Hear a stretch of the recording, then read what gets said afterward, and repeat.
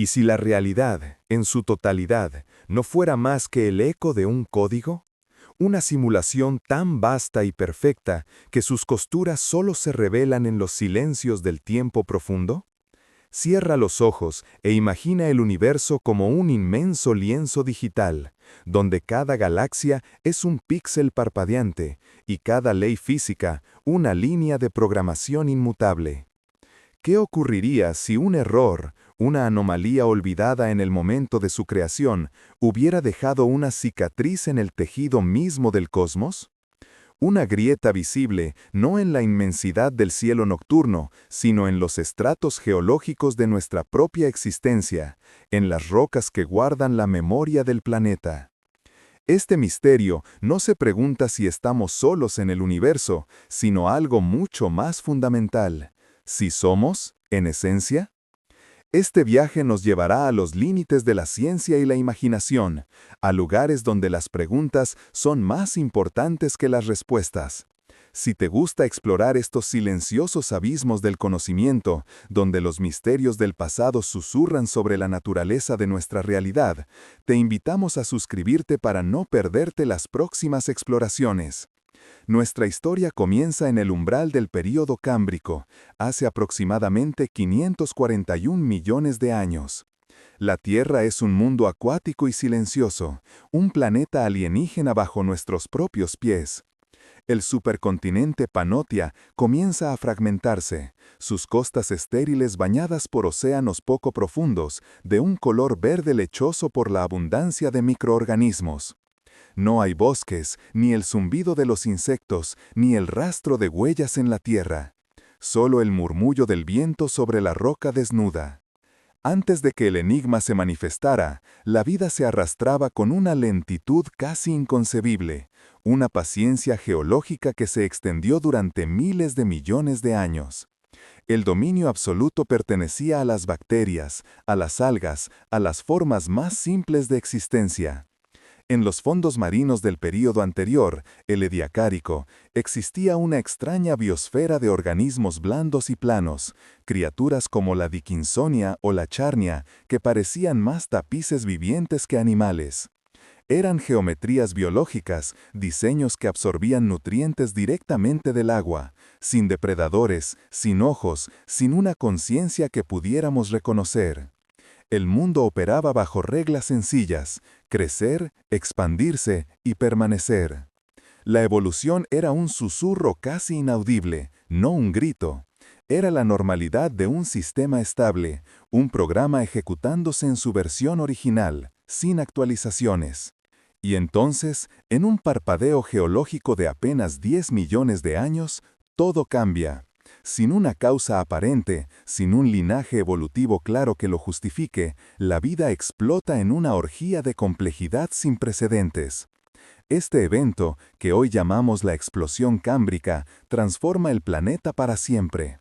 De la noche a la mañana cósmica, los océanos se llenan de las primeras criaturas con exoesqueletos, con ojos compuestos capaces de formar imágenes, con mandíbulas, apéndices articulados y sistemas nerviosos complejos.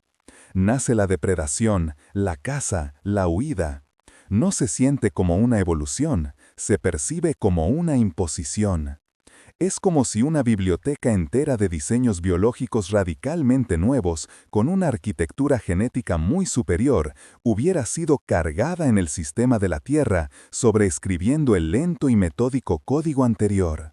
Saltamos eones hasta nuestra era, donde la ciencia intenta dar sentido a este salto cuántico. La paleontología cataloga los extraños fósiles del esquisto de Burgess y Shenyang, la genética traza sus linajes hasta donde puede, pero ninguna disciplina puede explicar de forma concluyente el porqué de su repentina y abrumadora complejidad. La ciencia ortodoxa propone teorías elegantes, un aumento del oxígeno en la atmósfera, cambios en la química oceánica que permitieron la formación de carapaces. Sin embargo, estas explicaciones parecen insuficientes para justificar la aparición simultánea de tantos planes corporales distintos, muchos de ellos sin ancestros claros en el registro fósil. El evento se convierte en un espejo donde la ciencia ve sus propios límites y la filosofía sus más profundas y perturbadoras preguntas. El origen. El tiempo profundo, con su infinita paciencia, es el mayor de los editores. 500 millones de años actúan como un velo espeso, cubriendo las huellas de este antiguo misterio. Las placas tectónicas subducen los fondos oceánicos de aquella era, fundiendo sus secretos en el manto ardiente de la Tierra, borrando el escenario del crimen. La erosión desgasta lentamente las montañas que una vez guardaron sus fósiles, y el metamorfismo deforma las rocas hasta hacerlas casi ilegibles, como un libro cuyas páginas han sido quemadas y reescritas. El libro de piedra de la vida tiene capítulos enteros arrancados, y el del Cámbrico es quizás el más fragmentado de todos. El silencio que nos llega de esa época no es solo ausencia de sonido, sino de datos, una laguna que refuerza la idea de que hay cosas que, tal vez, jamás podremos conocer. Para comprender la magnitud de la anomalía cámbrica, debemos primero despojarnos de nuestra percepción humana del tiempo. Nuestra mente, acostumbrada a medir la existencia en décadas, lucha por concebir los eones. La ciencia moderna, con sus herramientas de datación radiométrica y análisis estratigráfico, se convierte en una especie de máquina del tiempo conceptual. Nos permite mirar hacia atrás a través de un abismo de 500 millones de años y leer las capas de roca como si fueran las páginas de un libro antiguo y dañado.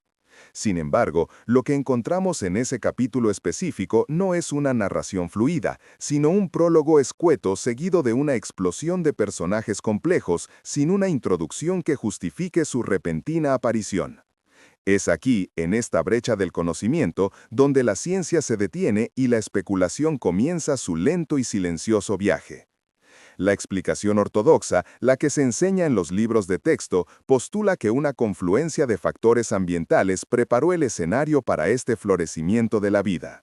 Se habla de un aumento significativo en los niveles de oxígeno atmosférico, un gas que, aunque tóxico para las formas de vida anaeróbicas primitivas, actuó como un combustible de alto octanaje para el metabolismo de organismos más complejos. Este oxígeno adicional, combinado con cambios en la química de los océanos, como un aumento en la concentración de calcio, habría proporcionado los ingredientes necesarios para que los animales desarrollaran estructuras más robustas como los exoesqueletos. Estas teorías son lógicas, elegantes y sin duda jugaron un papel crucial, pero para muchos se sienten como la descripción del marco sin explicar la pintura que contiene. El verdadero enigma reside en los fósiles mismos, los mensajeros silenciosos de esa era lejana. Yacimientos como el esquisto de Borges en Canadá o los de Shenyang en China son ventanas milagrosamente conservadas a ese mundo perdido. Nos muestran un ecosistema bullente de criaturas que desafían la imaginación. El Anomalocaris, un depredador gigante con apéndices espinosos y ojos compuestos. La Alucigenia, con sus enigmáticas espinas y tentáculos, una criatura que los paleontólogos tardaron décadas en orientar correctamente. O el Opavinia, con sus 5 ojos y una trompa terminada en una pinza.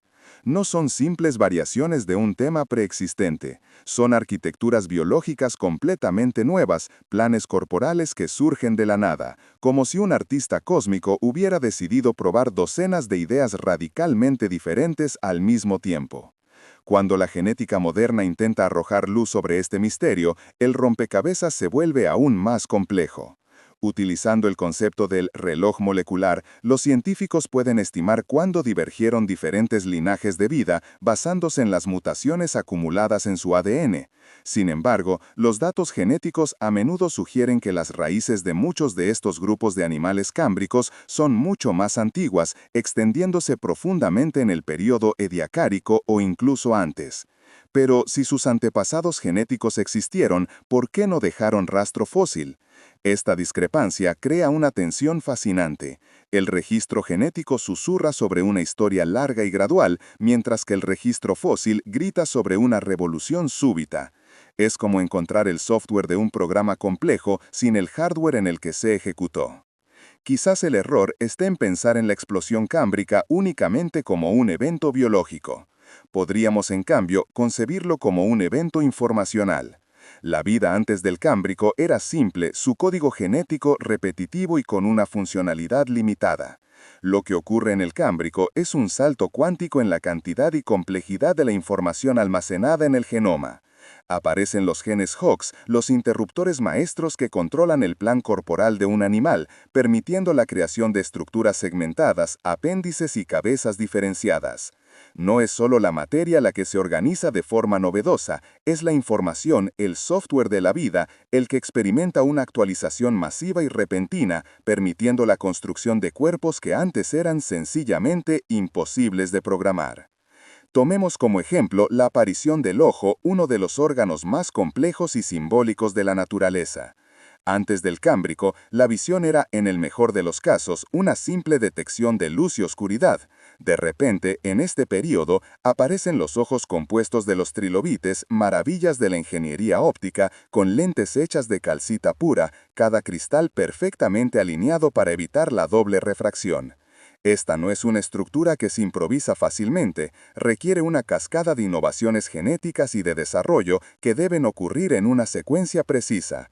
Su aparición casi instantánea en el registro fósil desafía la noción darwiniana de cambio lento y acumulativo. Es como si el concepto mismo de ver el mundo hubiera sido introducido en el sistema, desencadenando una carrera armamentística de depredadores y presas. El problema fundamental que alimenta el misterio es el profundo silencio geológico que precede a la explosión. Los ancestros de estas criaturas son fantasmas. Si la evolución darwiniana clásica fuera la única fuerza en juego, deberíamos encontrar una larga cadena de formas transicionales a lo largo del Ediacálico, mostrando cómo los organismos simples y blandos fueron adquiriendo gradualmente caparazones, patas y ojos. Pero esa cadena no existe. El registro fósil muestra una clara y frustrante discontinuidad. Es como abrir un libro de historia y descubrir que entre el capítulo sobre tribus neolíticas y el de las metrópolis modernas solo hay una página en blanco. Este vacío no es una prueba de nada, pero es un lienzo perfecto sobre el que proyectar las preguntas más profundas. Esta brecha en el conocimiento nos empuja hacia el terreno de la filosofía. La ciencia se pregunta ¿cómo?, pero la filosofía se atreve a preguntar ¿por qué? Conceptos como el principio antrópico nos recuerdan que nuestra propia existencia como observadores conscientes podría estar condicionada por eventos altamente improbables en la historia del universo. ¿Fue la explosión cámbrica un accidente afortunado? ¿Una tirada de dados cósmica que resultó en la complejidad necesaria para la conciencia? ¿O fue, quizás, una calibración precisa, un ajuste necesario en los parámetros del sistema planetario para asegurar que eventualmente surgiera una forma de vida capaz de preguntarse por su propio origen? La pregunta misma transforma el evento de un mero hecho biológico a un posible acto de sintonía fina cósmica. Curiosamente, mientras la paleontología mira hacia el pasado profundo, la física teórica y la filosofía contemporánea miran hacia la naturaleza de la realidad misma, y ambas convergen en una idea que antes era exclusiva de la ciencia ficción: la hipótesis de la simulación. La idea de que nuestro universo podría ser una construcción computacional, una simulación creada por una inteligencia muy avanzada, ha ganado una sorprendente tracción en círculos académicos. Si aceptamos esta premisa, aunque sea como un ejercicio mental, entonces las leyes de la física son el código de programación, y los eventos inexplicables de la historia cósmica podrían no ser milagros, sino parches, actualizaciones o incluso errores en ese código. La anomalía cámbrica deja de ser un problema biológico para convertirse en un posible artefacto de la propia matriz. Misterios como este son solo un fragmento de una historia mucho más grande. Si disfrutas siguiendo estas pistas ocultas e imaginando lo que significan, suscríbete al canal para no perderte las próximas exploraciones. Desde esta perspectiva, la búsqueda de fósiles cámbricos se transforma. Ya no solo buscamos huesos y caparazones petrificados, buscamos el equivalente a un glitch en el sistema, una línea de código expuesta. Buscamos evidencia de que las reglas del juego fueron alteradas deliberadamente. La ausencia de antepasados, la repentina complejidad informacional, la aparición de diseños biológicos casi perfectos, ¿son estas las cicatrices de una evolución natural llena de lagunas? ¿O son las costuras visibles de un tejido de realidad que fue cortado y vuelto a coser con un nuevo patrón? Así, la explosión cámbrica se convierte en un espejo. En él no solo vemos reflejadas las extrañas criaturas de un océano perdido, sino también los límites de nuestro entendimiento y la audacia de nuestras preguntas. Nos obliga a confrontar la posibilidad de que la historia de la vida en la Tierra no sea una epopeya de autosuperación ciega y aleatoria, sino algo más. Algo que podría haber sido diseñado, dirigido o implementado. La pregunta que flota en el aire, silenciosa y persistente como el polvo de Ones, ya no es solo sobre cómo comenzó la vida compleja, sino sobre su comienzo fue, en algún sentido, fundamental. Y esa duda lo cambia todo. Para descifrar este enigma, la ciencia se convierte en una arqueología del tiempo profundo. No usamos picos y palas, sino espectrómetros de masas y microscopios electrónicos. Nuestros yacimientos no son ruinas de ciudades, sino estratos de roca sedimentaria que guardan los ecos fantasmales de mundos desaparecidos. Cada fósil es una palabra rescatada de un texto casi borrado, una pieza de un rompecabezas al que le faltan la mayoría de sus partes. El geólogo lee las capas de la Tierra como un historiador lee un manuscrito, buscando la lógica de la narrativa, una secuencia de causa y efecto, pero al llegar al capítulo del Cámbrico, la sintaxis se rompe. La historia deja de fluir y da un salto abrupto, violento, como si un autor desconocido hubiera arrancado las páginas anteriores y comenzado una historia completamente nueva sin importarle la coherencia. Las herramientas de las que disponemos hoy son de una precisión asombrosa. La datación radiométrica nos permite asignar edades a las capas de roca con un margen de error mínimo, estableciendo una cronología firme para la historia de la vida. Sabemos con certeza que el periodo ediacárico termina hace unos 541 millones de años, y que justo después, en un lapso de entre 10 y 20 millones de años, el Cámbrico despliega su increíble diversidad. Este intervalo, que parece inmenso para una mente humana, es un suspiro en la escala geológica. Es el equivalente a que toda la evolución desde los primeros primates hasta el ser humano hubiera ocurrido en menos de un año. Es esta velocidad, esta compresión del tiempo evolutivo, lo que desafía nuestras intuiciones y modelos. La ciencia nos da el cuándo con precisión, pero se queda en silencio ante el cómo. Nuestra ventana más clara a este mundo perdido se encuentra en lugares como el esquisto de Burgess en las montañas roposas de Canadá. Descubierto a principios del siglo XX por Charles Doolittle Walcott, este yacimiento es una especie de Pompeya de la vida arcaica. Una avalancha de lodo submarino sepultó y preservó un ecosistema entero con un detalle exquisito, incluyendo las partes blandas de los organismos que normalmente no fosilizan. Lo que Walcott encontró allí no eran simples versiones primitivas de animales modernos, sino un bestiario de diseños corporales que parecían salidos de un sueño febril o de la imaginación de un artista surrealista. El esquisto de Burgess no es solo un registro de vida antigua, es un catálogo de posibilidades biológicas, muchas de las cuales no volverían a repetirse jamás en la historia del planeta. Allí encontramos al Anomalocaris, el gran depredador de aquellos mares. Con hasta 1 metro de longitud, era un gigante para su época. Poseía 2 apéndices frontales espinosos para capturar a sus presas, una boca circular con placas afiladas que se asemejaba al obturador de una cámara y 2 grandes ojos compuestos, montados sobre pedúnculos, que le otorgaban una visión estereoscópica excelente. Era una máquina de cazar perfectamente diseñada que apareció en el escenario evolutivo sin un borrador previo. No hay un rastro claro de cómo sus componentes, esos apéndices únicos, esa boca radial, esos ojos complejos, evolucionaron gradualmente. Simplemente está ahí, en la base del árbol de la vida animal, completamente formado, el depredador alfa de un mundo que apenas aprendía a temer. ¿De dónde surgió un diseño tan sofisticado? Junto a él nadaba el Opavinia, una criatura aún más extraña, con 5 ojos en su cabeza y una larga probóscide flexible que terminaba en una pinza dentada. O se arrastraba la Alucigenia, un organismo que durante décadas los paleontólogos reconstruyeron al revés, sin saber cuáles eran sus patas y cuál su espalda, tal era su extraña anatomía. Estas criaturas no son meras curiosidades, representan filos enteros, planes corporales fundamentales que aparecen de la nada y en muchos casos desaparecen sin dejar descendencia.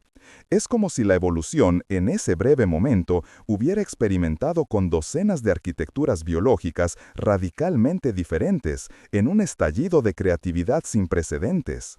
La pregunta no es solo cómo surgieron, sino por qué surgieron tantos diseños distintos y tan complejos a la vez. El corazón del enigma, por tanto, no reside en lo que encontramos en el registro fósil, sino en lo que no encontramos, los precursores. La teoría de la evolución de Darwin se basa en el gradualismo, en la acumulación lenta y constante de pequeñas modificaciones a lo largo de generaciones. Si esta teoría explica toda la historia de la vida, deberíamos encontrar en las rocas del período Ediacárico una larga y detallada secuencia de fósiles transicionales. Deberíamos ver cómo organismos simples y planos desarrollaron gradualmente pequeñas protuberancias que se convertirían en patas, cómo manchas sensibles a la luz evolucionaron lentamente hasta convertirse en ojos complejos, cómo cuerpos blandos secretaron las primeras capas de mineral para formar caparazones. Pero esa secuencia no está ahí. El registro es casi completamente mudo. En su lugar, lo que la geología nos muestra es una discontinuidad abrupta. La fauna de Ediacara, con sus formas de vida pasivas y sésiles, desaparece y es reemplazada casi instantáneamente por el ecosistema dimánico y depredador del Cámbrico. Es como encontrar los cimientos de una pequeña cabaña de madera y justo en la capa superior, sin transición, los planos de un rascacielos de acero y cristal. Los científicos han buscado durante más de un siglo esas formas intermedias, los eslabones perdidos que conectarían ambos mundos. Se han propuesto algunos candidatos, pero ninguno es concluyente. La ausencia de pruebas no es prueba de ausencia, nos recuerda la lógica, pero este silencio es tan profundo y tan prolongado que se convierte en sí mismo en un dato ensordecedor. Esta falta de ancestros ha sido llamada el artefacto de la preservación incompleta. La explicación más sencilla es que los antepasados de los animales cámbricos existieron, pero eran demasiado pequeños, demasiado blandos o vivían en entornos no propicios para la fosilización. Eran, en esencia, fantasmas biológicos. Esta idea es razonable y durante mucho tiempo fue la hipótesis dominante. Sin embargo, a medida que hemos descubierto más yacimientos de fósiles excepcionalmente conservados, como el de Chengjiang en China, que son incluso más antiguos que el de Burgess, el problema no ha hecho más que agravarse. Estos nuevos hallazgos han empujado la fecha de la explosión aún más atrás en el tiempo, pero no han revelado la esperada procesión de ancestros. El vacío persiste, desafiando la explicación más simple. Para intentar llenar este vacío, la ciencia ortodoxa ha construido un modelo basado en desencadenantes ambientales. La teoría más robusta postula que un aumento masivo en la concentración de oxígeno en la atmósfera y los océanos fue el catalizador clave. El oxígeno es un combustible metabólico de alta potencia. Su mayor disponibilidad habría permitido a los organismos desarrollar cuerpos más grandes, metabolismos más activos y estilos de vida energéticamente costosos, como la depredación. Además, cambios en la química oceánica, como un aumento del calcio, habrían facilitado la biomineralización, el proceso por el cual los seres vivos construyen caparazones y esqueletos. Estos factores, combinados, habrían creado una tormenta perfecta ecológica, abriendo nuevas posibilidades evolutivas que antes estaban cerradas. Esta explicación es elegante y sin duda parte de la verdad. El entorno físico establece las reglas del juego evolutivo, y un cambio en esas reglas puede tener consecuencias dramáticas. Sin embargo, para muchos científicos, esta teoría se siente incompleta. Proporciona el escenario, la iluminación y el combustible, pero no explica el origen de los actores ni la complejidad del guión. Un aumento de oxígeno puede permitir que un animal desarrolle un caparazón, pero no explica de dónde surge la información genética para construir ese caparazón, con sus complejas capas de quitina y carbonato de calcio. La explicación ambiental describe la oportunidad, pero no la innovación. Es como decir que la invención del silicio explica la existencia de los microprocesadores. Es necesario, pero terriblemente insuficiente para explicar su arquitectura. Y es aquí donde la genética moderna entra en escena, añadiendo una nueva capa de misterio. Gracias a la capacidad de secuenciar el genoma de los animales actuales, los científicos han desarrollado una herramienta llamada reloj molecular. La idea es simple. Las mutaciones en el ADN se acumulan a un ritmo más o menos constante a lo largo del tiempo. Comparando las diferencias genéticas entre dos especies, podemos calcular cuánto tiempo ha pasado desde que compartieron un ancestro común. Es una especie de máquina del tiempo genética que nos permite mirar hacia el pasado profundo, mucho más allá de donde alcanza el registro fósil. Y lo que nos dice este reloj molecular sobre la explosión cámbrica es, como poco, desconcertante. Los datos genéticos sugieren que los linajes de la mayoría de los grandes grupos de animales que aparecen en el Cámbrico, artrópodos, moluscos, cordados, son en realidad mucho más antiguos. El reloj molecular sitúa su punto de divergencia, su ancestro común, no en el Cámbrico, sino mucho antes, en las profundidades del período Ediacárico, o incluso en el Criogénico, cientos de millones de años antes de que sus fósiles aparezcan en las rocas. Esto crea una paradoja fascinante. La genética nos habla de una historia larga y oculta, de linajes fantasma que evolucionaron en la sombra durante eones, mientras que la paleontología nos muestra una revolución súbita. Es como si el software de la vida animal hubiera estado escribiéndose y depurándose durante mucho tiempo, pero sin un hardware visible en el que ejecutarse. Descubrimientos como este nos recuerdan lo poco que realmente sabemos. Si te fascina encajar estas piezas perdidas de la historia, suscribirte te mantendrá cerca de la próxima revelación. Esta discrepancia entre fósiles y genes es uno de los debates más activos en la biología evolutiva. ¿Está equivocado el registro fósil, siendo ciego a toda una era de evolución animal? ¿O es el reloj molecular, que necesita ser calibrado con puntos de referencia fósiles, el que nos está dando una lectura incorrecta? Ambas opciones son posibles, pero existe una tercera vía de pensamiento, una que nos lleva de vuelta a nuestra premisa inicial, la idea de la información. ¿Y si tanto los fósiles como los genes nos estuvieran contando la verdad, pero de formas diferentes? Quizás el error conceptual sea pensar en la explosión cámbrica como una explosión de materia, de cuerpos. Tal vez deberíamos verla como una explosión de información. La vida anterior, la de Ediacara, era genéticamente simple. Su código contenía las instrucciones para construir cuerpos planos, sin órganos internos complejos ni sistemas sensoriales avanzados. Lo que ocurrió en el umbral del Cámbrico no fue solo la aparición de nuevos animales, sino la aparición de una nueva clase de información genética, mucho más compleja y versátil. Fue la llegada de los genes de la caja de herramientas del desarrollo, como los famosos genes Hox, que actúan como interruptores maestros en el embrión, dictando dónde se formará la cabeza, dónde la cola y dónde irán los apéndices. Estos genes Hox son los arquitectos del cuerpo animal. No construyen las estructuras directamente, sino que controlan la activación y desactivación de miles de otros genes en una cascada precisa de eventos. Su aparición permitió un nivel de modularidad y complejidad que antes era impensable.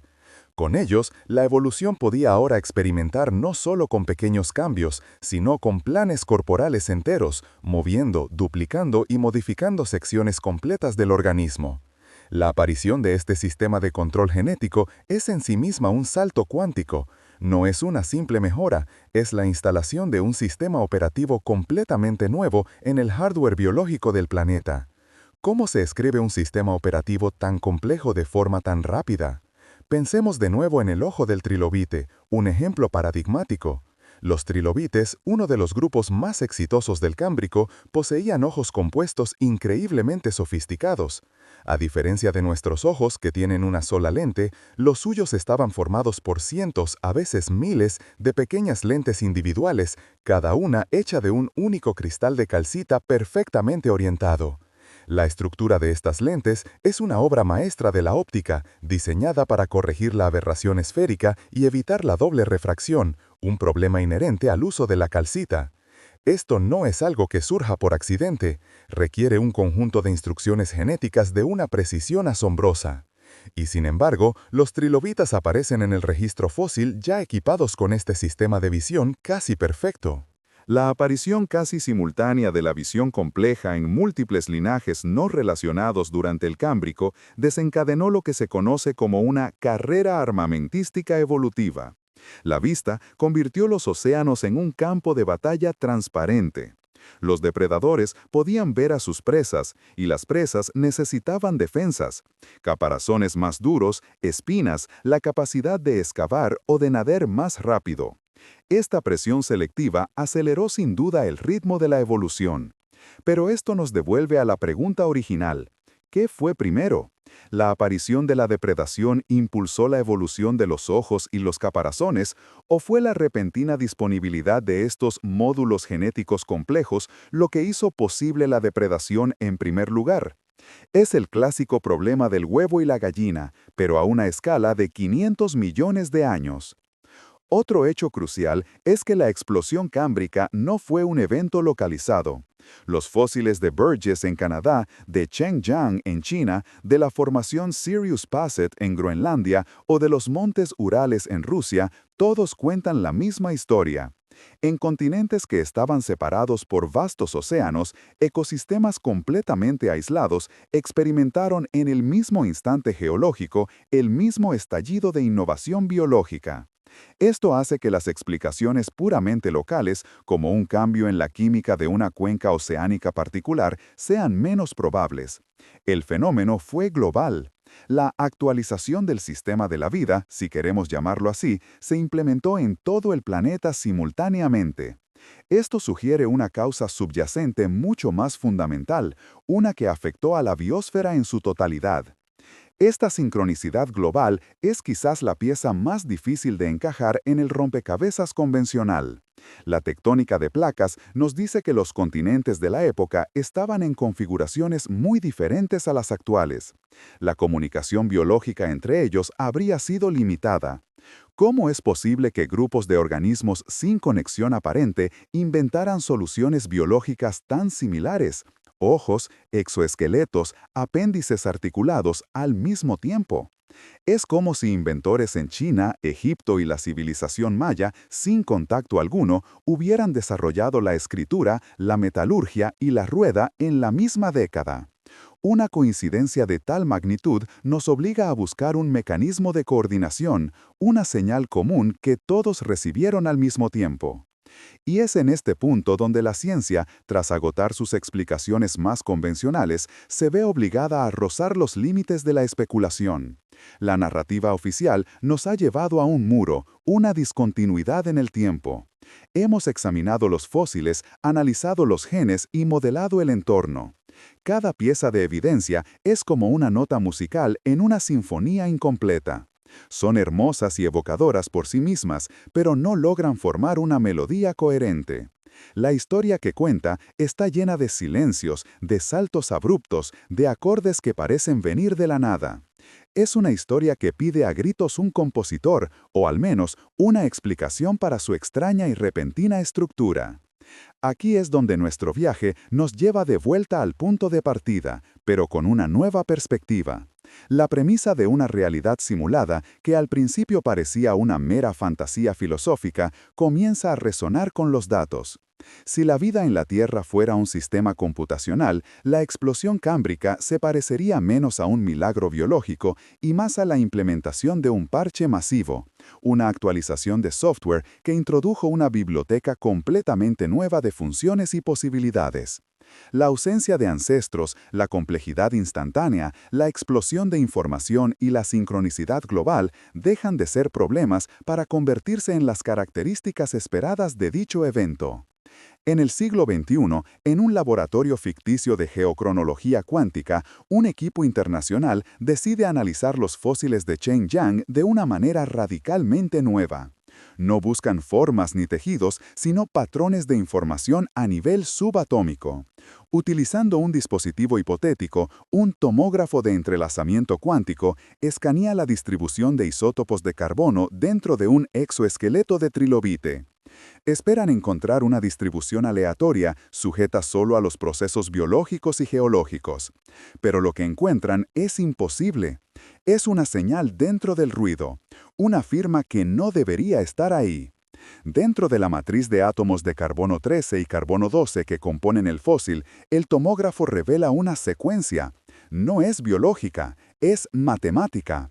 Una estructura compleja, no repetitiva pero claramente ordenada, similar a una constante universal como la proporción áurea, pero codificada en la disposición atómica de la criatura. Al analizar otros fósiles de la misma época, de diferentes especies y continentes, encuentran el mismo patrón subyacente. No es un artefacto, es una marca de agua.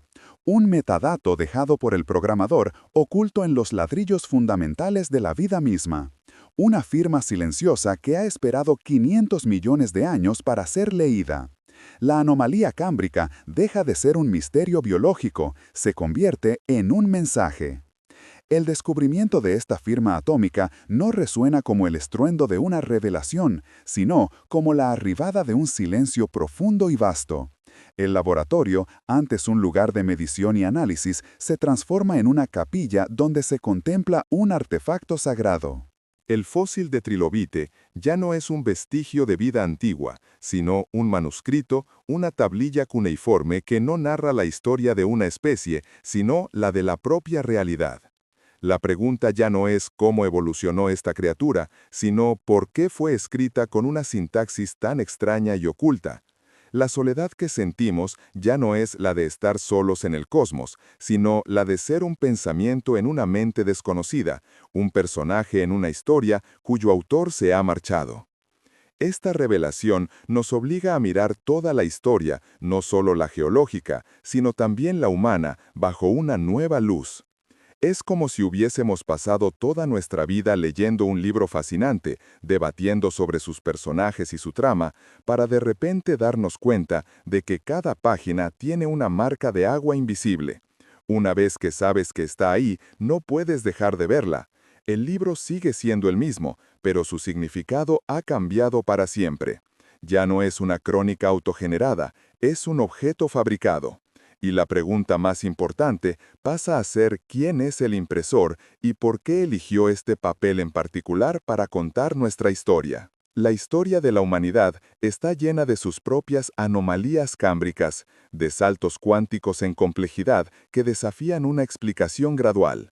Son los llamados artefactos fuera de lugar, objetos cuya tecnología o conocimiento parecen anacrónicos para su época. Durante mucho tiempo los hemos tratado como curiosidades aisladas, como errores de datación o como el producto de genios inexplicables. Pero, ¿y si no fueran excepciones a la regla, sino ecos del mismo fenómeno? ¿Y si fueran la prueba de que el software de la realidad ha sido actualizado no solo una vez, en los árboles de la vida animal, sino en múltiples ocasiones a lo largo de la historia? Pensemos en el mecanismo de Anticitera, rescatado de un naufragio de la antigua Grecia. Es un complejo sistema de engranajes de bronce, una calculadora astronómica de una precisión asombrosa, capaz de predecir eclipses y los movimientos de los planetas. Su nivel de miniaturización y conocimiento astronómico no se volvería a ver en el mundo hasta más de 1000 años después, con la llegada de los relojes de las catedrales europeas. Es un objeto que no debería existir en su tiempo. Es un fragmento de un futuro olvidado, una pieza de tecnología que aparece en el registro histórico sin precursores claros, como un trilobite con ojos de cristal de calcita en un mundo que apenas aprendía a ver. La analogía es casi perfecta. Los intrincados engranajes del mecanismo, trabajando en una armonía matemática precisa, son un reflejo mecánico de la complejidad genética que estalló en el Cámbrico. Ambos sistemas, uno de metal y otro de moléculas, representan una irrupción de información organizada que parece venir de la nada. Ver el mecanismo de Anticitera es como encontrar un microprocesador en una tumba egipcia. Nos obliga a preguntarnos si nuestra línea de tiempo del progreso es correcta, o si la historia, al igual que la evolución, no es una línea recta, sino una serie de inyecciones de complejidad, de paquetes de datos entregados en momentos clave. Miremos ahora a los árboles de la civilización. La narrativa tradicional nos cuenta una historia lenta y gradual. Los humanos cazadores-recolectores descubren la agricultura, se asientan en aldeas, estas crecen hasta convertirse en ciudades y, solo entonces, con la seguridad y el excedente de alimentos, surge la capacidad de construir arquitectura monumental y sistemas simbólicos complejos. Es una historia lógica, una progresión de causa y efecto que ha dado forma a nuestra comprensión del pasado. Pero, ¿y si esa historia estuviera, en el mejor de los casos, incompleta? ¿Y si el guión fuera radicalmente diferente? En el sureste de Turquía se encuentra Göbekli Tepe, un complejo de templos de piedra con pilares de hasta 20 toneladas finamente tallados con relieves de animales, construido hace casi 12.000 años. Lo asombroso no es solo su escala y su arte, sino quién lo construyó. Fue erigido por cazadores-recolectores, milenios antes de la invención de la cerámica, la metalurgia o incluso la agricultura a gran escala. Este descubrimiento ha puesto del revés la arqueología. No fue la agricultura la que dio lugar a la civilización y la religión, sino que el impulso de construir algo tan complejo y simbólico podría haber sido el catalizador que obligó a los humanos a desarrollar la agricultura para alimentar a los trabajadores. Göbekli Tepe es una explosión cámbrica cultural. Es un salto inexplicable en la complejidad social y simbólica. No hay una progresión clara de pequeñas estructuras que lleven a su monumentalidad. Al igual que los filos animales del Cámbrico, aparece en el registro arqueológico ya completamente formado, con un plan corporal, social y arquitectónico sin precedentes. Podría ser que el impulso de construir, de organizarse, de adorar, no fuera una invención humana gradual, sino otra actualización, una implantación de un nuevo sistema operativo social en la mente colectiva de la humanidad. Esta metáfora de la actualización de software se vuelve cada vez más poderosa a medida que encontramos más anomalías. Pensemos en la aparición de la escritura. En Mesopotamia y Egipto no vemos una evolución lenta desde simples marcas hasta un sistema completo. Lo que vemos es la aparición casi simultánea de sistemas de escritura increíblemente sofisticados, capaces de registrar leyes, mitos y contabilidad con una gramática y sintaxis complejas. Es, de nuevo, un salto cuántico en la capacidad de procesar y transmitir información. Es como si el hardware del cerebro humano hubiera recibido de repente un nuevo programa que le permitía externalizar la memoria y el pensamiento de una forma radicalmente nueva. La marca de agua en el fósil del trilobite es entonces la clave que unifica todas estas anomalías. No es solo una firma en la biología, sino quizás el ejemplo más antiguo y fundamental de un tipo de evento que ha dado forma a la realidad en múltiples escalas. Es el equivalente a encontrar un comentario oculto en el código fuente del universo. La mayoría de los programadores saben que se pueden dejar notas en el código que son invisibles para el usuario final, pero que explican una función o dejan una firma. La secuencia atómica en el fósil es precisamente eso, un DS Code creado a nivel cósmico. Un mensaje que no estaba destinado a interferir con el funcionamiento del programa, sino a ser encontrado por cualquier entidad dentro del sistema que desarrollara la tecnología para leerlo. Este hallazgo transforma la naturaleza misma de la investigación científica. La paleontología deja de ser el estudio de la vida pasada para convertirse en criptografía. La arqueología ya no desentierra ciudades, sino que busca otros parches en el tejido de la historia humana. La física teórica, que ya jugaba con la idea de un universo holográfico o simulado, de repente tiene en sus manos la primera pieza de evidencia empírica. La ciencia, que siempre se ha enorgullecido de su objetividad, se ve forzada a convertirse en una especie de teología secular, buscando entender la intención de un creador desconocido a través del análisis de su obra.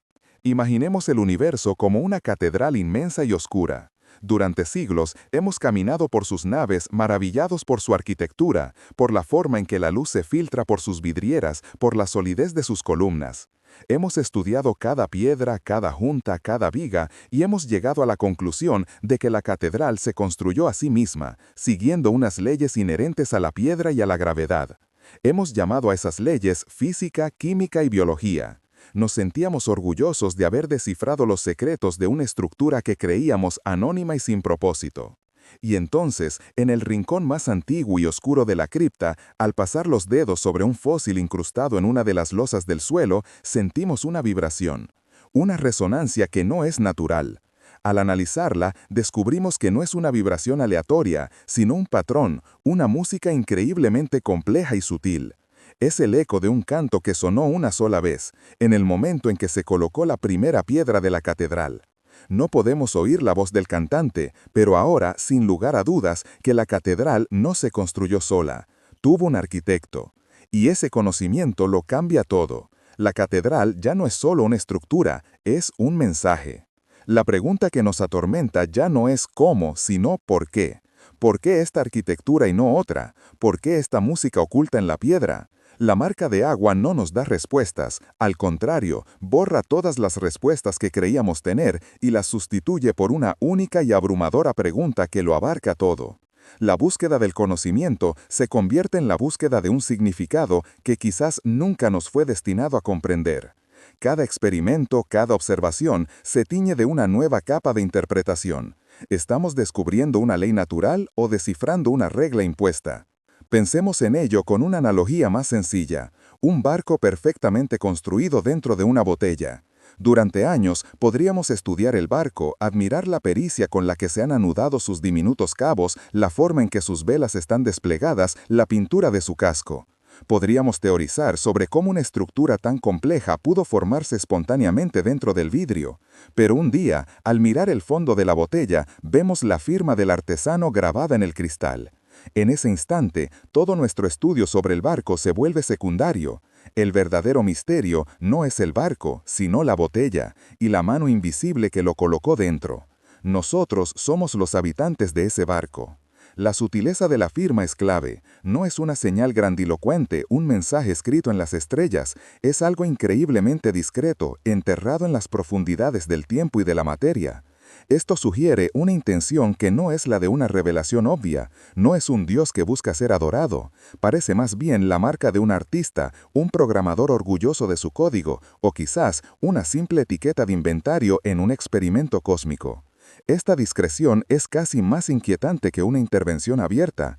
Habla de un creador distante, indiferente, que estableció las condiciones iniciales, firmó su obra y dejó que el sistema se ejecutara por sí solo. ¿Cómo afecta esto a nuestra percepción de la conciencia, del libre albedrío? Si la complejidad biológica necesaria para nuestro cerebro fue el resultado de una actualización de software, ¿son nuestros pensamientos, nuestro arte, nuestro amor, simplemente el resultado inevitable de ese código ejecutándose? ¿O es la conciencia una propiedad emergente que el programador no previó, un fantasma en la máquina que ha cobrado vida propia? La anomalía no solo redefine nuestro pasado, sino que proyecta una sombra de duda sobre la autenticidad de nuestro presente y la libertad de nuestro futuro. Y luego está el silencio. Si hubo una intervención tan masiva en el Cámbrico, ¿por qué no ha habido otras tan evidentes? O quizás sí las ha habido, pero han sido tan fundamentales que las hemos confundido con el propio tejido de la realidad. Quizás la aparición de la propia vida o el Big Bang mismo fueron eventos de la misma naturaleza, pero de una escala tan vasta que somos incapaces de verlos como intervenciones. Quizás toda la estructura de las leyes físicas no es más que el sistema operativo base sobre el que se instaló la aplicación de la vida compleja. Esta idea nos lleva a la metáfora definitiva, la del sueño. ¿Cómo sabe un soñador que está soñando? A menudo es a través de una inconsistencia, un detalle que no encaja, una violación de las reglas del mundo que el sueño intenta imitar. Un reloj que da una hora imposible, una persona que debería estar muerta, la capacidad de volar. La anomalía cámbrica y la marca de agua que la delata es esa inconsistencia. Es el momento en que la realidad, por un instante, revela su naturaleza artificial. Es el fallo en la Matrix que nos hace despertar, aunque solo sea por un momento, a la posibilidad de que todo esto no sea más que un sueño increíblemente persistente y compartido. El descubrimiento de la firma atómica no nos saca del sueño, al contrario, nos hunde más en él, pero con la terrible conciencia de que es un sueño. Cada amanecer se convierte en el renderizado de una imagen, cada ley de la gravedad en una línea de código ejecutándose. El universo, que antes era un lugar de maravilla natural y misterio ciego, se convierte en un artefacto. Se vuelve, a la vez, menos real e infinitamente más misterioso. Porque el misterio ya no es el de un universo sin creador, sino el de uno cuyo creador es silencioso, desconocido e incomprensible. Así, las anomalías de la historia, desde los engranajes de Anticitera hasta los templos de Gobekli Tepe, dejan de ser meras notas a pie de página en nuestros libros de texto. Se convierten en una cadena de pistas, en un rastro de migas de pan dejado a través de los eones. Cada una de ellas es un eco de ese primer y masivo acto de creación que tuvo lugar en los océanos del Cámbrico. Son las costuras de la simulación, los lugares donde el tejido de la realidad se estiró y dejó ver, por un breve instante, lo que hay debajo. El camino que se abre ante nosotros es vertiginoso. La ciencia ha llegado a un punto en el que sus herramientas ya no solo exploran el mundo, sino que empiezan a cuestionar la naturaleza misma de ese mundo. Hemos encontrado un hilo suelto en el tapiz de la existencia, y ahora nos enfrentamos a la pregunta más importante y peligrosa de todas. ¿Qué pasará si tiramos de él? La búsqueda de nuestro origen nos ha llevado a un lugar inesperado, no a un jardín primigenio, ni a una sopa primordial, sino a la pantalla de un ordenador cósmico.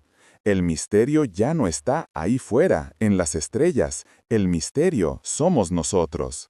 La marca de agua subatómica, esa firma silenciosa en el corazón de la materia, nos obliga a abandonar el puerto seguro de la ciencia empírica y a navegar por los océanos sin cartografiados de la especulación. Hemos encontrado el hilo, pero no sabemos qué o quién está al otro extremo. Las hipótesis que surgen de este abismo no son respuestas, sino espejos que reflejan nuestras esperanzas y nuestros miedos más profundos. Cada teoría es un mundo posible, un eco de una verdad que quizás nunca lleguemos a comprender del todo. Este no es ya un viaje hacia el pasado, sino hacia la naturaleza misma de la causa y el efecto, del diseño y del accidente. La primera puerta que se abre nos conduce a una idea tan vertiginosa como íntima, la de los precursores. ¿Y si la inteligencia que dejó su firma no fuera una entidad alienígena, sino terrestre? ¿Y si, en las profundidades del tiempo, mucho antes del Cámbrico, existió una civilización de una complejidad inimaginable, surgida de una biología completamente diferente a la nuestra? Una civilización que quizás no construyó ciudades de piedra, sino de información, que no manipuló la materia, sino el tejido mismo del espacio-tiempo. Una forma de vida que tras eones de existencia llegó a un punto de trascendencia o de catástrofe que la obligó a tomar una decisión radical, reiniciar la biosfera del planeta. En este escenario, la explosión cámbrica no fue una creación, sino una restauración. Quizás esa civilización primigenia, en su apogeo, había dañado el planeta de forma irreparable, o quizás su propia existencia se había vuelto insostenible. El código introducido en el Cámbrico sería entonces un acto de penitencia y de esperanza, un intento de borrar su propio y fallido experimento y sembrar las semillas de una nueva forma de vida, una que quizás no cometería sus mismos errores. La marca de agua atómica no sería una firma de propiedad, sino un legado, una cápsula del tiempo dejada para la primera especie que fuera lo suficientemente avanzada para leerla, un mensaje silencioso que dice, estuvimos aquí, no sigáis nuestro camino. Esta idea resuena con los mitos más antiguos de la humanidad, con las historias de una edad de oro perdida, de una Atlántida hundida bajo las olas del tiempo. Quizás esos no son solo mitos, sino ecos culturales distorsionados, el recuerdo genético de una verdad mucho más antigua. Nosotros no seríamos los primeros seres conscientes en este planeta, sino los herederos de un reino olvidado, construyendo nuestra civilización sobre las ruinas invisibles de otra. Nuestra búsqueda de conocimiento se convertiría entonces en un intento de descifrar el testamento de nuestros antepasados más lejanos, de entender la advertencia que nos dejaron codificada en los huesos de las primeras criaturas complejas. La melancolía de esta hipótesis es profunda. Sugiere que la historia del planeta no es una línea ascendente de progreso, sino un ciclo de auge y caída, de creación y destrucción. La inteligencia no sería un pináculo evolutivo, sino una fase potencialmente peligrosa y autodestructiva. La firma en el fósil se convierte en una lápida, el único vestigio de una inteligencia tan vasta que su única reliquia es la vida misma que nos rodea. Somos, en esencia, las flores que crecen en un antiguo campo de batalla, ignorantes de la guerra que se libró para que pudiéramos existir. ¿Estamos destinados a repetir ese ciclo, a convertirnos en los próximos precursores que deberán reiniciar el mundo? Pero hay otra puerta, una que nos aleja de la Tierra y nos proyecta hacia la inmensidad del cosmos. Esta es la hipótesis de los jardineros. En este relato, la Tierra primigenia, con su sopa de vida simple, fue descubierta por una inteligencia extraterrestre errante. No eran conquistadores ni dioses, sino biólogos cósmicos, artistas o simplemente exploradores. Vieron nuestro planeta no como un lugar para colonizar, sino un lienzo en blanco, un jardín con un potencial infinito. Y decidieron plantar algo. La explosión cámbrica fue su acto de siembra, la introducción deliberada de una biblioteca genética completa para acelerar la evolución y ver qué formas maravillosas podían surgir. Su motivación sigue siendo un misterio. ¿Fue un experimento científico diseñado para estudiar la evolución en un entorno controlado a lo largo de eones? ¿Fue una obra de arte, una escultura biológica a escala planetaria creada por el puro placer estético de la creación? ¿O fue un acto de altruismo cósmico, un intento de esparcir la complejidad y la conciencia por un universo que, de otro modo, estaría mayormente vacío y sin sentido? La marca de agua en este caso sería la firma del artista en la esquina de su obra maestra, una declaración de autoría para que otros viajeros cósmicos, si alguna vez pasaran por aquí, supieran quién fue el creador de este exuberante jardín. Esta idea transforma nuestra percepción de la soledad cósmica. No estamos solos y nunca lo hemos estado. Simplemente nuestros creadores se han mantenido a una distancia respetuosa, observando su creación. El silencio del universo no sería una señal de ausencia, sino de paciencia. Quizás nos observan desde algún lugar oculto en el sistema solar, o quizás simplemente dejaron el experimento en marcha y volverán a recoger los resultados en un futuro lejano. Esto nos convierte en algo precioso y deliberado, pero también nos roba nuestra autonomía. Nuestra evolución no ha sido una lucha heroica contra la aleatoriedad, sino el crecimiento programado de una planta en un invernadero. El sentimiento que evoca es una mezcla de asombro y desasosiego. Ser el objeto de un experimento tan grandioso es un honor, pero también implica que no somos los dueños de nuestro propio destino. Si los jardineros volvieran, ¿qué pensarían de nosotros? ¿Nos verían como el glorioso florecimiento de su semilla o como una mala hierba que ha crecido fuera de control, amenazando con destruir el jardín entero? La pregunta de si estamos solos se sustituye por una mucho más inquietante. ¿Somos dignos de nuestros creadores? ¿Y qué sucederá el día en que decidan venir a cuidar de su jardín? Una tercera hipótesis, quizás la más abstracta y perturbadora, nos aleja de la idea de cualquier civilización, ya sea terrestre o alienígena, y nos sumerge por completo en la metáfora de la simulación. En este escenario no hay precursores ni jardineros, no hay intención, ni arte, ni mensaje, solo hay un sistema y sus operadores. El universo es una computación, y la explosión cámbrica no fue un acto de creación biológica, sino una actualización de software. Antes del Cámbrico, la vida en la Tierra era un programa simple, un sistema operativo en su versión 1.0. La biosfera del Ediacánico, con sus criaturas pasivas y de bajo consumo energético, quizás era ineficiente, propensa a estancarse o simplemente no estaba generando la complejidad necesaria para los objetivos de la simulación. La explosión cámbrica fue por tanto la implementación de un parche masivo. Se introdujeron nuevas mecánicas de juego, la depredación, la visión compleja, los sistemas nerviosos rápidos. Estas nuevas reglas hicieron el sistema más dinámico, competitivo e interesante, acelerando la evolución de una manera que el código anterior no permitía. La marca de agua atómica, desde esta perspectiva, pierde todo su romanticismo. No es un legado ni una firma de artista, es algo mucho más mundano y técnico. Podría ser el equivalente a un comentario en el código fuente, una nota dejada por un programador para otro, que dice, se implementó el parche B2.0 aquí.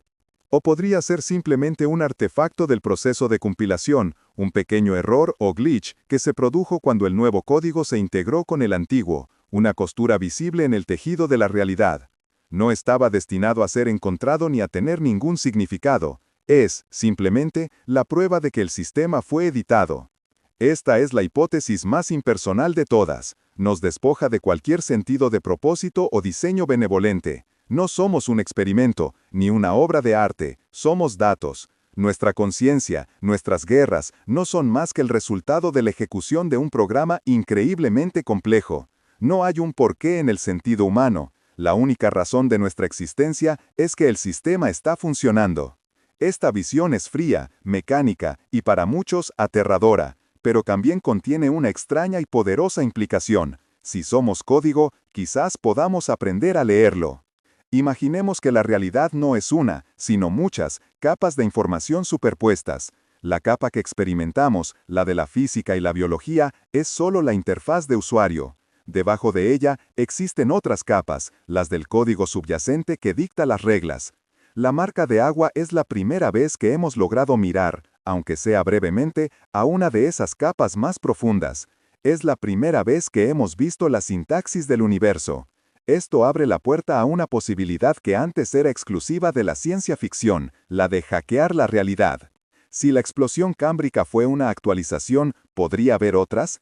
Quizás la aparición de la vida misma o el Big Bang fueron eventos similares a una escala mucho mayor, o quizás las actualizaciones son más sutiles y constantes.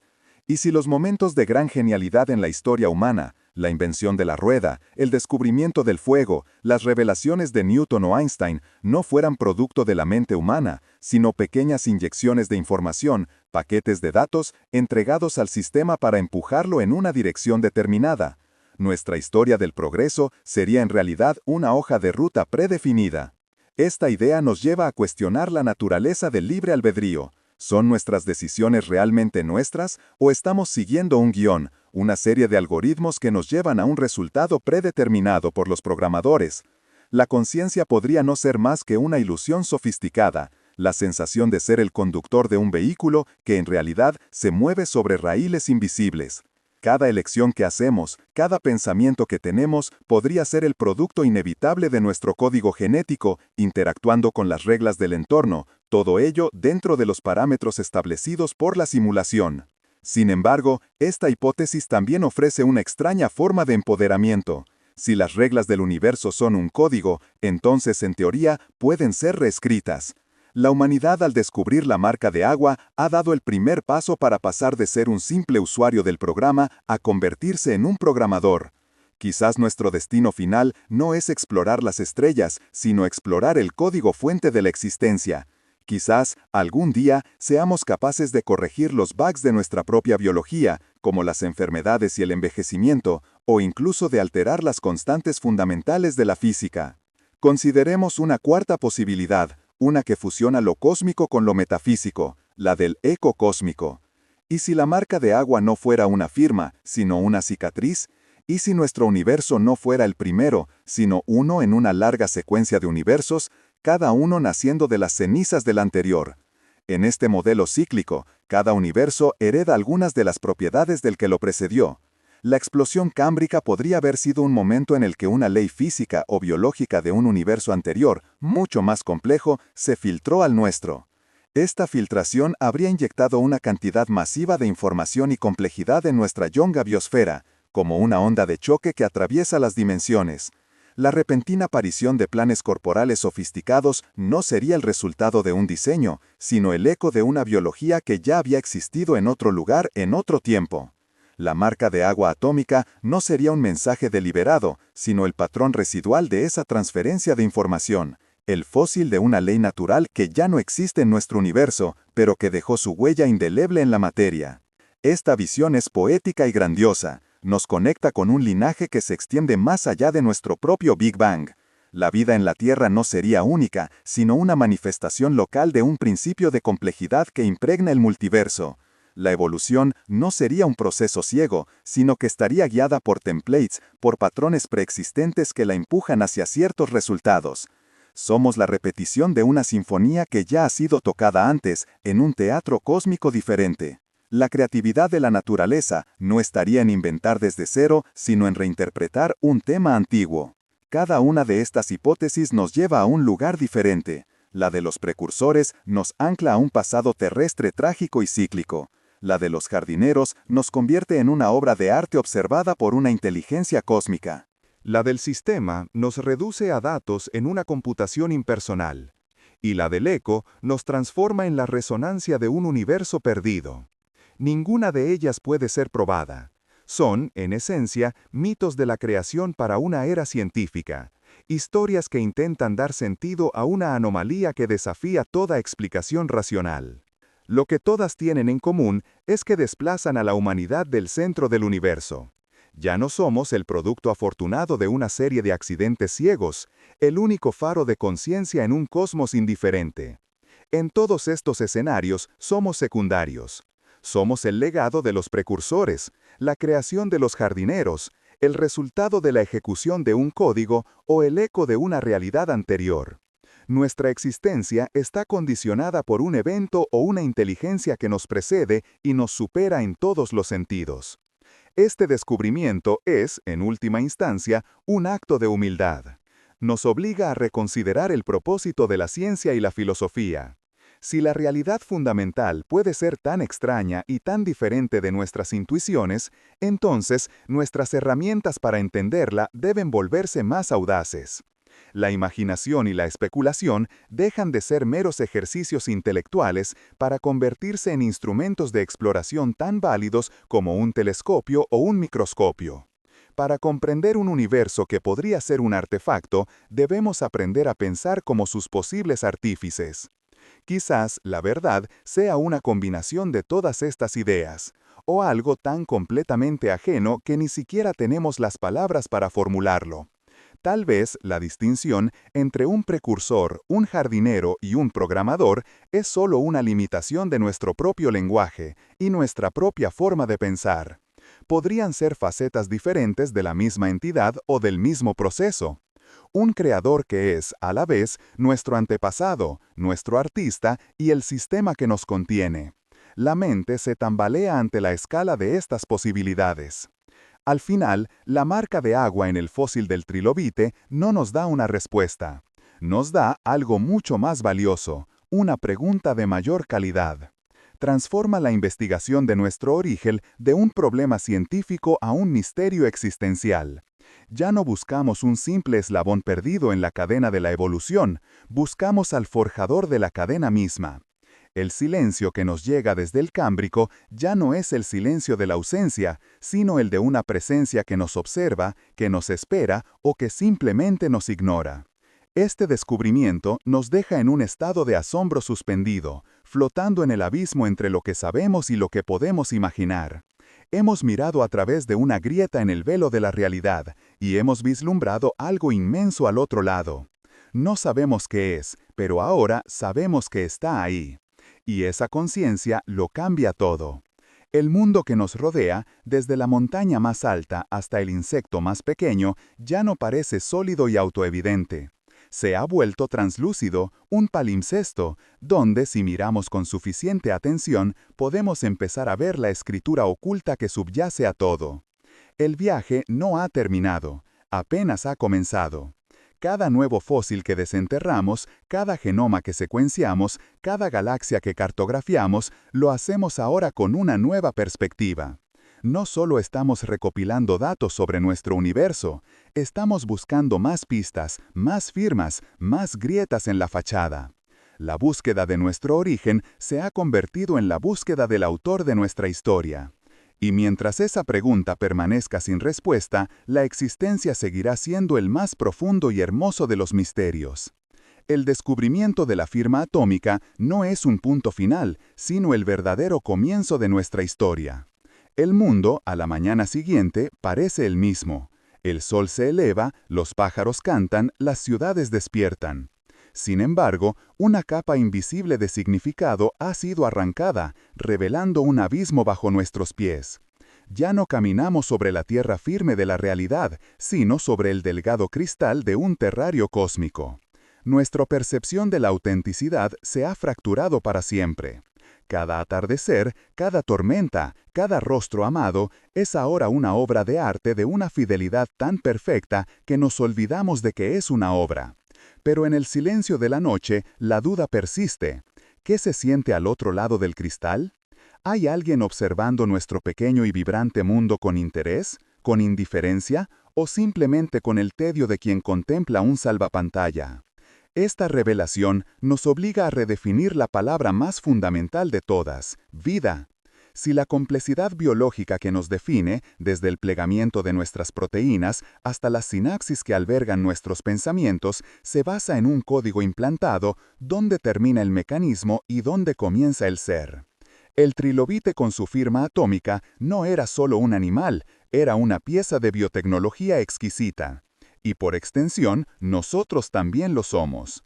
La línea que una vez separamos con orgullo entre lo natural y lo artificial se disuelve en una paradoja. Somos, a la vez, el producto más sublime de la naturaleza y el artefacto más avanzado que jamás hayamos conocido. Nuestra biología no es un libro escrito por el azar, sino una biblioteca entera donada por un benefactor anónimo. Con esta nueva lente, la historia humana se transforma en un palimpsesto, un manuscrito antiguo sobre el que se ha escrito una y otra vez. Los grandes saltos de la civilización, la repentina complejidad de Göbekli Tepe, la precisión anacrónica del mecanismo de Anticitera, la invención simultánea de la escritura en culturas sin contacto, dejan de ser misterios aislados. Se convierten en ecos, en réplicas a menor escala de esa primera y masiva actualización cámbrica. ¿Fueron estos momentos de genialidad puramente humanos, o fueron sutiles parches de software, pequeñas inyecciones de información para asegurar que nuestro desarrollo siguiera una trayectoria determinada? Nuestra historia ya no es una ascensión heroica y autónoma, sino quizás una narrativa cuidadosamente editada, guiada por una mano invisible que corrige el rumbo en momentos clave. La propia naturaleza de la ciencia debe cambiar. Hasta ahora ha sido un acto de descubrimiento, el mapeo de un territorio desconocido. A partir de este momento, se convierte en un acto de ingeniería inversa.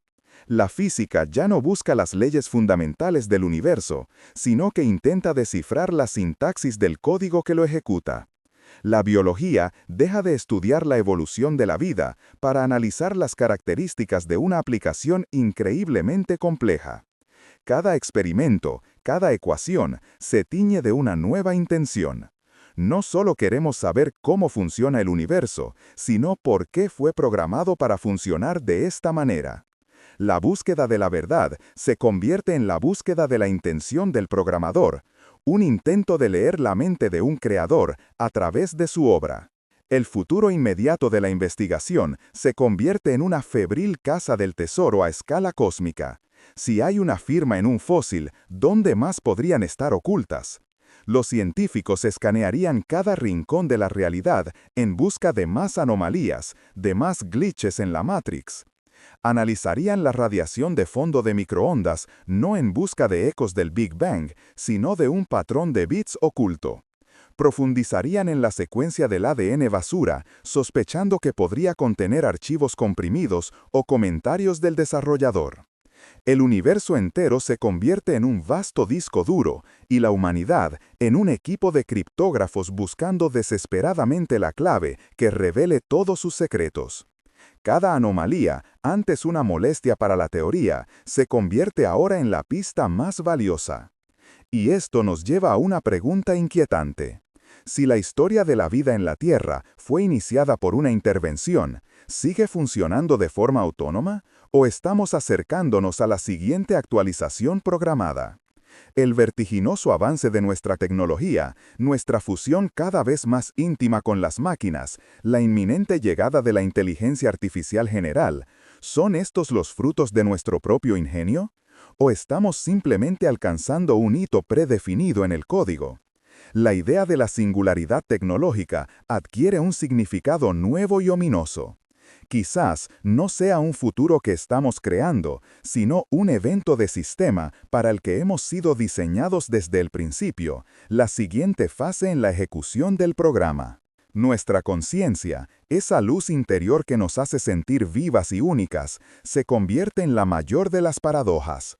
¿Es una propiedad emergente que floreció inesperadamente del código? ¿Un fantasma en la máquina que los programadores no previeron?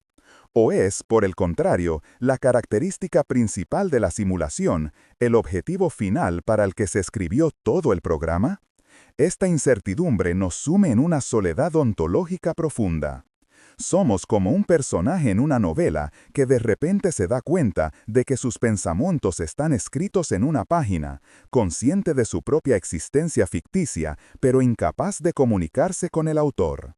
Gritamos al vacío, pero nuestras palabras son solo tinta seca en un libro cerrado. Esta nueva comprensión de nuestra naturaleza nos enfrenta a un dilema ético de proporciones cósmicas. Si somos, en esencia, código, ¿tenemos derecho a reescribirlo? Los debates sobre la ingeniería genética, el transhumanismo y la creación de vida artificial dejan de ser teóricos. Si modificamos nuestro propio genoma, ¿estamos simplemente corrigiendo errores y mejorando el sistema? ¿O estamos profanando un texto sagrado, introduciendo errores en un código que no comprendemos? ¿Quién nos ha dado permiso para editar una obra maestra? O, por el contrario, ¿podría ser esta la prueba final? Quizás el propósito de la simulación es ver si sus habitantes evolucionan hasta el punto de poder tomar el control de su propia programación. La idea de la singularidad tecnológica adquiere un significado nuevo y ominoso. Quizás no sea un futuro que estamos creando, sino un evento de sistema para el que hemos sido diseñados desde el principio, la siguiente fase en la ejecución del programa. Nuestra conciencia, esa luz interior que nos hace sentir vivas y únicas, se convierte en la mayor de las paradojas. ¿Es una propiedad emergente que floreció inesperadamente del código? ¿Un fantasma en la máquina que los programadores no previeron? ¿O es, por el contrario, la característica principal de la simulación, el objetivo final para el que se escribió todo el programa? Esta incertidumbre nos sume en una soledad ontológica profunda. Somos como un personaje en una novela que de repente se da cuenta de que sus pensamientos están escritos en una página, consciente de su propia existencia ficticia, pero incapaz de comunicarse con el autor. Gritamos al vacío, pero nuestras palabras son solo tinta seca en un libro cerrado. Esta nueva comprensión de nuestra naturaleza nos enfrenta a un dilema ético de proporciones cósmicas. Si somos, en esencia, código, ¿tenemos derecho a reescribirlo? Los debates sobre la ingeniería genética, el transhumanismo y la creación de vida artificial dejan de ser teóricos. Si modificamos nuestro propio genoma, ¿estamos simplemente corrigiendo errores y mejorando el sistema? ¿O estamos profanando un texto sagrado, introduciendo errores en un código que no comprendemos? ¿Quién nos ha dado permiso para editar una obra maestra? O, por el contrario, ¿podría ser esta la prueba final? Quizás el propósito de la simulación es ver si sus habitantes evolucionan hasta el punto de poder tomar el control de su propia programación.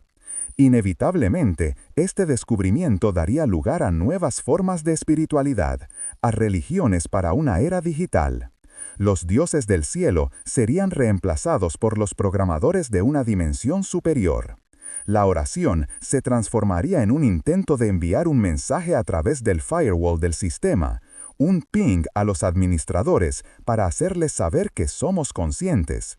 La teología se fusionaría con la informática teórica y los místicos ya no buscarían la unión con Dios, sino el acceso de root al sistema operativo de la realidad. El proyecto SETI, la búsqueda de inteligencia extraterrestre, se reorientaría. Ya no escucharíamos a las estrellas, sino el ruido de fondo del propio tejido del espacio-tiempo, buscando la señal de la red a la que estamos conectados. Pero, ¿qué ocurre con las experiencias que nos hacen verdaderamente humanos? ¿Qué pasa con el amor, el sacrificio, la creación artística? ¿Es el amor de una madre por su hijo simplemente la ejecución de una subrutina para garantizar la supervivencia de la especie?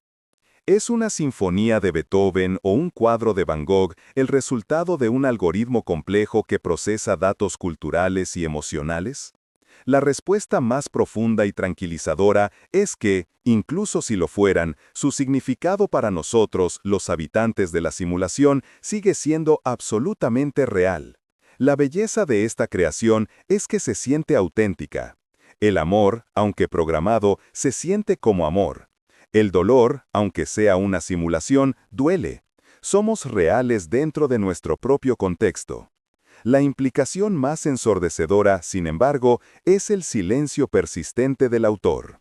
La firma fue dejada, el programa fue puesto en marcha, pero desde entonces no ha habido más comunicación. ¿Por qué? ¿Se han ido los creadores, dejando la simulación funcionando en un servidor olvidado? ¿O nos están observando en un silencio deliberado siguiendo la primera directriz de no interferencia en su propio experimento? Este silencio es más inquietante que cualquier mensaje. Nos deja en un estado de abandono cósmico, como niños en una casa inmensa y vacía, con todas las luces encendidas, pero sin nadie que responda a nuestras llamadas. La indiferencia del Creador es un peso mucho más grande que su posible benevolencia o malicia. Debemos enfrentarnos a la vertiginosa posibilidad de que nuestro universo no sea el único, sino quizás uno entre miles de millones de simulaciones que se ejecutan simultáneamente en un vasto clúster de servidores cósmicos. Quizás nuestra realidad, con todas sus galaxias y su compleja historia, no sea más que el proyecto de ciencias de un estudiante en una civilización superior, o un juego de estrategia inmersivo, o una simple simulación ancestral para recrear las condiciones de su propio pasado. Nuestra importancia cósmica, que ya era diminuta, se desvanece hasta la inexistencia. El gran drama de nuestra existencia podría ser, en última instancia, completamente trivial para aquellos que están fuera de la pantalla. La humanidad se encuentra en una encrucijada existencial con dos caminos posibles. El primero conduce al nihilismo y la desesperación, a la parálisis de saber que nuestras vidas son artificiales y nuestro destino, quizás, intrascendente. El segundo camino, sin embargo, es el de la aceptación y la exploración. Si este universo es un constructo, entonces es el más magnífico y complejo jamás concebido. Podemos elegir ser sus prisioneros o sus exploradores. Nuestro nuevo propósito podría ser entender las reglas del juego tan profundamente que eventualmente aprendamos a doblarlas. El universo deja de ser una prisión para convertirse en el rompecabezas definitivo. Quizás la libertad última no sea política o social, sino metafísica. Tal vez el verdadero objetivo del sistema, la condición de victoria no escrita, es que una conciencia dentro de la simulación se dé cuenta de su propia naturaleza y encuentre la manera de trascenderla. Nuestra incesante búsqueda de conocimiento, nuestro impulso por superar cada límite, podría ser, en el fondo, un intento inconsciente de encontrar la salida, de llegar al borde del mapa donde la simulación se encuentra con el código subyacente. La libertad ya no es un derecho a ser exigido, sino una habilidad a ser aprendida, el arte de encontrar la puerta en la pared de la realidad. Así, el viaje que comenzó con un fósil en una roca nos devuelve al presente, pero a un presente transformado. El mundo no ha cambiado, pero nuestra mirada sí. Cada hoja de árbol, cada patrón de nubes, cada estrella en el cielo nocturno ya no es solo un objeto, sino un píxel, una línea de código manifestada. Hemos probado el fruto del árbol del conocimiento, y la naturaleza de nuestro paraíso se ha revelado. No hemos sido expulsados del jardín, nos hemos dado cuenta de que siempre hemos estado dentro de un invernadero. La historia no ha terminado. Hemos cerrado el primer capítulo y, al pasar la página, descubrimos que el resto del libro está en blanco, esperando que nosotros lo escribamos. Y así, el viaje nos devuelve al punto de partida, pero el paisaje ha cambiado para siempre. La pregunta que una vez fue una fantasía filosófica, y si todo esto fuera un código, ahora resuena en el corazón de la materia, grabada en los fósiles de las primeras criaturas complejas. Hemos descendido a través de los eones, desde el silencio de los océanos primigenios hasta el descubrimiento de una firma atómica, y hemos emergido en un universo que es a la vez infinitamente más bello, aterradoramente artificial. La anomalía cámbrica ya no es un simple misterio biológico, es la costura visible en el tapiz de la realidad. La prueba de que nuestra existencia no es una epopea de azar ciego, sino quizás el texto más elegante jamás escrito. La ciencia, en su búsqueda de respuestas, no encontró un origen, sino un autor. Y ahora, la pregunta ya no es si somos reales, sino qué significa serlo dentro de un diseño tan perfecto. Aún así, en este mundo revelado como un constructo, el sol de la mañana sigue calentando la piel, la risa de un niño sigue llenando el aire y el dolor de una pérdida sigue pesando en el alma. La perfección de la simulación es su mayor triunfo, y quizás su mayor regalo. Nuestro amor, nuestro arte, nuestras esperanzas y nuestros miedos no son menos auténticos por ser el resultado de un código sublime. Son reales para nosotros, los seres conscientes que lo experimentan. Tal vez nuestra conciencia no es más que una propiedad emergente que los programadores no previeron, un fantasma que cobró vida propia dentro de la máquina, y es en esa chispa imprevista donde reside nuestra verdadera libertad. O quizás es precisamente esta capacidad de sentir tan profundamente la belleza de la creación la característica principal para la que todo fue diseñado. Al final, un sueño no es menos vívido mientras se está dentro de él. Sin embargo, en el silencio de la noche, cuando las distracciones del mundo se apagan, nos enfrentamos al eco más profundo de este descubrimiento, la abrumadora indiferencia del Creador. Dejó su firma, una marca de agua de una elegancia incomprensible, y luego se retiró a un silencio que se extiende por 500 millones de años. ¿Por qué? ¿Es nuestro universo un experimento abandonado que sigue funcionando en un servidor abandonado? ¿O nos observan desde una distancia inalcanzable, siguiendo una estricta política de no interferencia, esperando a ver si resolvemos el rompecabezas por nosotros mismos? Este silencio es más pesado que cualquier declaración. Nos deja solos, no en un universo vacío, sino en una obra de arte cuyo autor se ha marchado, dejándonos contemplar su creación sin un manual, sin un propósito declarado, sin nadie a quien dirigir nuestras preguntas. Esta revelación nos lega un nuevo propósito. Ya no somos simplemente los hijos del azar, sino los primeros custodios de un secreto cósmico. Nuestra misión ya no es solo explorar el espacio, sino también el código. No solo catalogar las especies, sino buscar más firmas. No solo entender las leyes de la física, sino descifrar la sintaxis que las gobierna. La humanidad se ha convertido en el detective de su propia existencia, siguiendo un rastro de pistas dejado por una inteligencia insondable. Cada anomalía, cada misterio sin resolver, se convierte en una nueva hebra de la que tirar. Quizás nuestro destino no es simplemente vivir dentro de este programa, sino evolucionar hasta convertirnos en sus programadores, alcanzando la capacidad de asegurar la persistencia de nuestra propia conciencia en el gran esquema de la realidad. Y así, mientras la noche te envuelve, estas preguntas quedan flotando en la calma oscuridad. Cuando miras el cielo estrellado, ¿estás viendo la inmensidad de un universo físico o los píxeles parpadeantes de una pantalla infinita? La vida que te rodea, con su complejidad y su belleza, ¿es el resultado de un milagro ciego o de un diseño deliberado? Y la pregunta final, la que se esconde detrás de todas las demás. Si pudieras tirar del hilo suelto de la realidad hasta deshacer el tejido, ¿qué encontrarías al otro lado? ¿La luz cegadora de la verdad, la pantalla en blanco de un ordenador o simplemente un silencio aún más profundo del que ya conoces? El misterio no está ahí fuera, el misterio eres tú.